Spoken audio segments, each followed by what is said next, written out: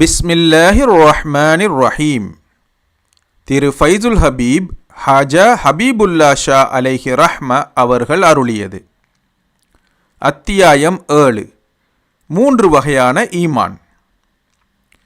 அத்தியாயம் 6 பொதுமக்களின் ஈமானையும் உலமாக்களின் ஈமானையும் முஹக்கிக் எனும் ஞான ஆராய்ச்சியுடையவர்களின் ஈமானையும் பற்றி ஆராய்ந்தோம்.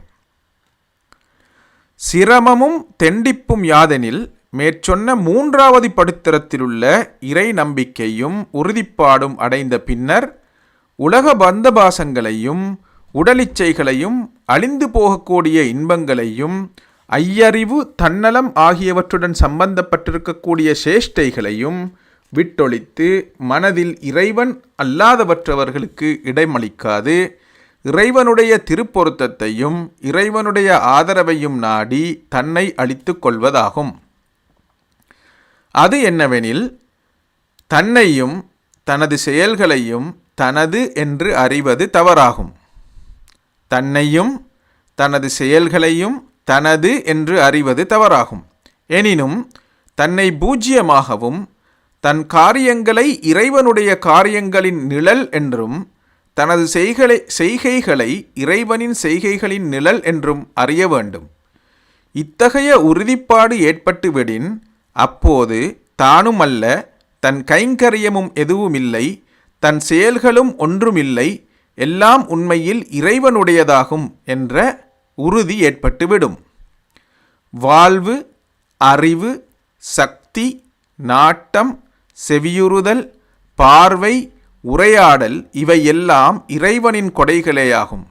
எனவே தான் என்றும் தனது என்றும் உரிமை கொண்டாடுவது இந்த பாக்கியத்தை அடைந்தவர்களுக்கு தகுதியானதல்ல. இத்தகைய எண்ணம் உறுதிப்பட்டு விட்ட பொழுது இறைவனின் நினைவு மனதில் மிகைத்துவிடும். இறைவன் அல்லாதவை அனைத்தும் மறைந்து போகும். தன்னைத்தானே அறியாத நிலை ஏற்பட்டுவிடும்.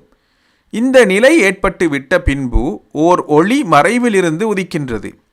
அந்த ஒளியிலிருந்தே எல்லா மறைப்பொருளும் அவனுக்கு தெளிவாகின்றது. நாம் எவற்றை கனவில் கண்டு தெரிந்து கொள்கின்றோமோ அவற்றை ஞானிகளான இவர்கள் விழிப்பு நிலையில் கண்டு தெரிந்து கொள்கின்றார்கள்.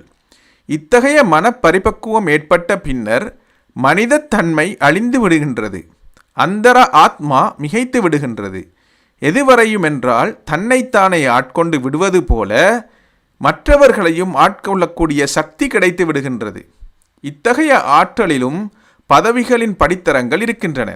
அதாவது மனோபக்குவத்திற்காக எடுத்துக்கொண்ட சிரமமும் தெண்டிப்பின் அளவுக்கும் ஏற்ப மனப்பரிபக்குவமும் சக்தியும் ஏற்பட்டு அதே அளவில் ஆன்மீக சக்தியும் ஏற்பட்டு விடுகின்றது. இந்த ஆன்மீக சக்தியைத்தான் கராமத்து என்று அழைக்கப்படுகின்றது. நாயகம் ஸல்லல்லாஹு அலைஹி வஸல்லம் அவர்களுடைய சீரிய நெறியான ஷரியத்திற்கு மாறுபட்ட எவரும் வழியாகவோ குத்துபாகவோ ஆக முடியாது. இந்த ஞான மார்க்கம் மேற்சொன்ன ஷரியத்தின் தாத்பரியமாக இருக்கின்றது. உடலும் உயிரும் போன்றதாக இருக்கின்றது. உடல் உயிரற்றுவிடின் பிணமாகும், உயிர் உடலற்றுவிடின் பயனற்றுவிடும். எனவே ஞான மார்க்கம் மேற்கண்ட ஷரியத்திற்கு ஒத்ததாக இல்லாவிடின் அது ஏற்றுக்கொள்ளத்தக்கதல்ல. அது ஷைத்தானின் மாயையாகும். மஜ்தூபு எனும் பரவச நிலையை எய்தியவர்கள் சிலர் அதில் மிகைத்து தன்னிலையை மறந்தவர்களாக ஆகியதால் மார்க்க முரண்பாடான செயல்களும் சொற்களும் வெளியாகி இருக்கின்றன. இவர்கள் நிர்பந்திக்கப்பட்டவர்களே அன்றி வேறில்லை. இவர்களின் நிலை குற்றமற்ற குழந்தை உள்ளம் போன்ற நிலையாகும். இதன் விபரம் இமாம் கஸ்ஸாலி ரஹ்மத்துல்லாஹி அலைஹி அவர்களின் கீமியா சஆதத் எனும் நூலிலே மிக விளக்கமாக கூறப்பட்டுள்ளது. இவர்களே அல்லாஹ்வுடைய அருளை பெற்றவர்கள். இந்த லட்சியத்தை பெறுவதற்காகவே மானிடன் சிருஷ்டிக்கப்பட்டுள்ளான். இதற்கான பாதைதான் தரீக்கத்து அல்லது சுலூக் என்று சொல்லப்படுகின்றது. சங்கை பொருந்திய அவுலியாக்களும் சிறப்புமிக்க சூஃபியாக்களாகிய ஞானவான்களும் இந்த பாதையில் நடந்தே விலாயத் எனும் பதவியை பெற்றுக்கொள்கின்றார்கள். அன்அம்த அலைஹிம் என்று நாயகம் ஸல்லல்லாஹு அலைஹி வஸல்லம் அவர்களின் ஹிருதய வாயிலாக இந்த விலாயத்தென்னும் அனந்தரம் அவுலியாக்களுக்கு கிடைத்து அவர்களிடமிருந்து தகுதி பெற்றவர்களுக்கு கிடைத்து கொண்டிருக்கின்றது. நபிகள் நாயகம் ஸல்லல்லாஹு அலைஹி வஸல்லம் அவர்களின் நுபுவத்தும் அவர்களிடம் நுபுவத்தின் ஒளியும் அத்துடன் விலாயத்தின் ஒளியும் பரிபூரணமாக இருந்தன.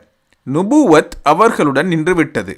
நுபுவத்துடைய வேலை விலாயத் என்னும் ஒளியை கொண்டு உம்மத்துடைய அவுலியாக்களால் அல்லது வலிமார்களினால் நடத்தப்பட்டு வருகின்றது. இது கியாமத்து நாள் வரை நீடித்திருக்கும்.